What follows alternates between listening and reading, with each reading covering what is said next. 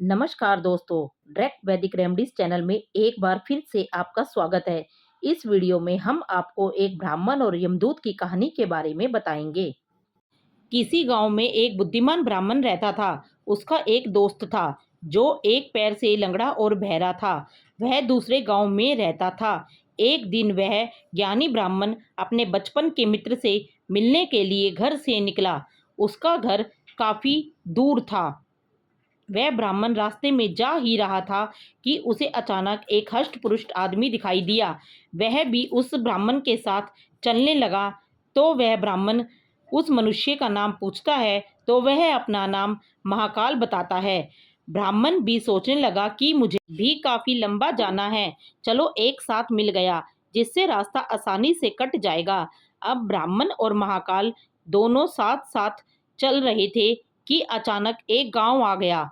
तब महाकाल ने उस ब्राह्मण से कहा कि तुम चलो और मुझे इस गांव में थोड़ा काम है, मैं अभी आ रहा हूँ थोड़ी ही देर में। उसी गांव में रोने की आवाज़ आई कि किसी बुजुर्ग की मौत हो गई थी। थोड़ी ही देर में महाकाल उस ब्राह्मण के पास आ गया और बोला कि चलो।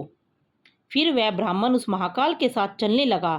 थोड़ी दूर जाने पर फिर एक गांव आया तो महाकाल उस ब्राह्मण से बोला कि मुझे इस गांव में थोड़ा काम है, मैं अभी आ रहा हूँ थोड़ी ही देर में। उस गांव में आग लग गई।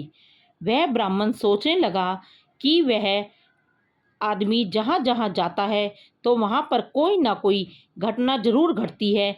इसलिए उस ब्राह्मण ने महाकाल से पूछ लिया कि भाई तुम कौन हो। ब्राह्मण की बात सुनकर महाकाल बोला कि मैं यमदूत हूँ, मनुष्य के प्राण हरण करना मेरा काम है। उसके बाद ब्राह्मण ने महाकाल से पूछा, तुम यमदूत हो तो ये बताओ कि अगली मृत्यु किसकी होने वाली है। तब महाकाल ने कहा कि अगली मृत्यु तुम्हारे उसी मित्र की होने वाली है जिसे तुम मिलने के लिए जा रही हो। वह ब्राह्मण सोचने लगा, यदि ऐसी बात है तो मैं अपने मित्र से मिलने नहीं जाऊंगा। महाकाल ने ब्राह्मण से कहा कि तुम जो सोच रहे हो ऐसा कुछ भी नहीं होगा, होनी अटल है इसलिए होकर रहेगी। थोड़ी देर में उस ब्राह्मण ने देखा कि उसका मित्र उससे मिलने के लिए चला आ रहा है।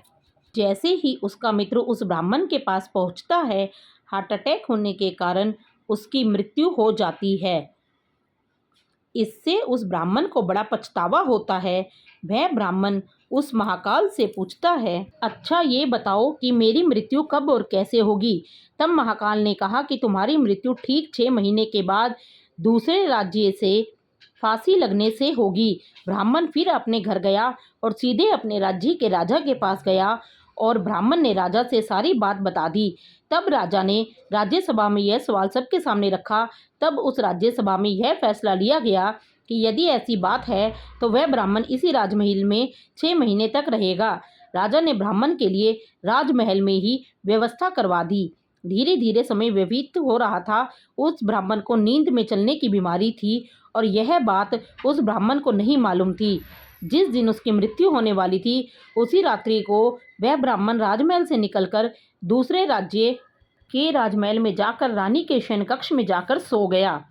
सुबह जब रानी उठी तो उस ब्राह्मण को अपने शयन कक्ष में देखकर बहुत क्रोधित हुई और राजा ने उस ब्राह्मण को फांसी की सजा सुना दी। तब ब्राह्मण ने उस राजा से सारी कहानी सुनाई, जिसको सुनकर वह राजा अपना एक गुप्तचर अपने पड़ोसी राज्य के राजा के पास भेजकर सारी जानकारी ले ली। जिसको सुनकर वह राजा अपने फैसले पर बहुत पछता रहा था। लेकिन उस राज्य का एक नियम था कि एक बार राजा जो सजा सुना दे फिर चाहकर भी उसे नहीं बदल सकता। राजा ने एक राजसभा लगाई और इसका उपाय पूछा। तब उस राजसभा में यह फैसला किया गया कि एक पतले धागे का फंदा बनाकर आप ब्राह्मण को पहनाकर अपना वचन पूरा कीजिए। फंदा पतला होने के कारण ब्राह्मण की मृत्यु भी नहीं होगी और आपके फैसले की लाज भी बच जाएगी। तब एक पतले धागे से फांसी का फंदा बनाया गया और उसके अगले दिन ब्राह्मण के गले में डाल दिया गया और फंदे को खींच दिया गया। सभी ने यह सोचा था कि ब्राह्मण को कुछ नहीं होगा, लेकिन उस पतले धागे की वजह से उस ब्राह्मण का गला कट गया और खून तेजी से निकलने लगा। ज्यादा खून बह जाने की वजह से उस ब्राह्मण की मृत्यु हो गई।